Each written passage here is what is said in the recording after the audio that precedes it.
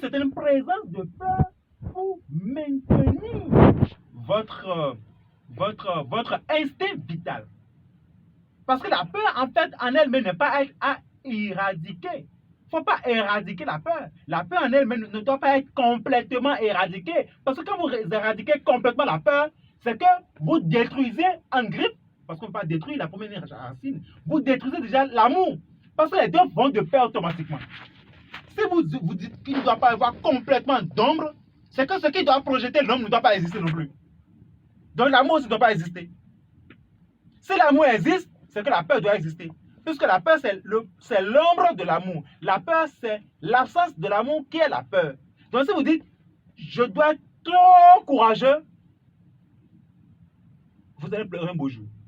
Vous voyez que la plupart de ceux qui font trop le gros dos là, qui font les je suis costaud, je suis dur, je suis insensible, c'est les gens qui pleurent, qui se dégonflent comme un ballon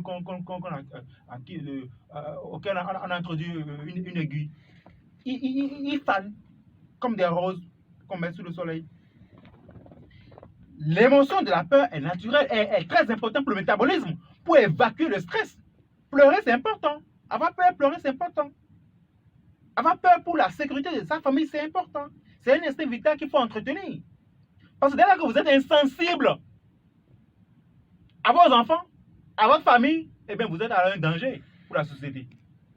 Et pour être sensible à votre famille, pour être sensible aux besoins de vos enfants, pour être sensible aux besoins de votre famille, pour être sensible aux besoins de la société, il faut que vous ayez une peur. Quelqu'un qui prend sa voiture, qui a peur de cogner les autres, qui a peur de faire du mal aux autres en circulation, il va rouler très bien sur la voie. Vous êtes d'accord avec moi? Mais quelqu'un qui prend sa voiture, qui est insensible, qui s'en fout de tout le monde, eh bien, il va faire un carnage. Donc, vu de cet angle, la peur est utile. Parce qu'il a peur pour faire mal aux autres. Il a peur de faire mal aux autres. Cette peur-là est utile et bénéfique. Et si tout le monde a cette peur de conduire, on sera tous prudents sur nos chaussées.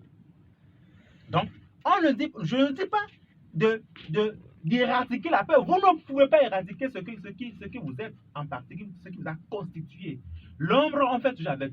Alors, je vais jeter une pièce dans la mare des autres qui sont là. Je vois sur les réseaux sociaux des gens qui disent on va finir avec le mal. Il y en a qui sont. J'ai vu une vidéo où, je ne sais pas, dans une congrégation, les gens ils avaient des couteaux dans la main, des coupes, des balais, des bâtons, ils disent qu'ils sont en train de tuer. Je me suis un peu souri. C'est-à-dire, on est encore dans un état d'abrutisme. C'est ça, en fait. C'est-à-dire, ils ont peur d'eux-mêmes, en fait. Ceux qui se comportent ainsi, ils ont peur d'eux-mêmes. C'est-à-dire, ces autorités spirituelles qui voient leurs fidèles venir avec des couteaux, des bâtons, taper le démon, mon œil, ils ont peur d'eux-mêmes, ils ont peur de leur propre ombre. C'est eux-mêmes qui sont les démons en démonstration.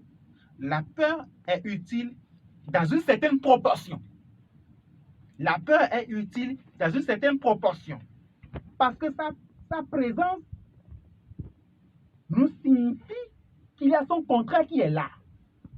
Je me répète, la peur est utile dans une certaine proportion parce que sa présence nous signifie la présence de son contraire, qu'est l'amour. Donc, c'est deux choses qui sont à deux polarités, qui sont contraires, mais qui convergent, qui sont convergents et qui s'équilibrent.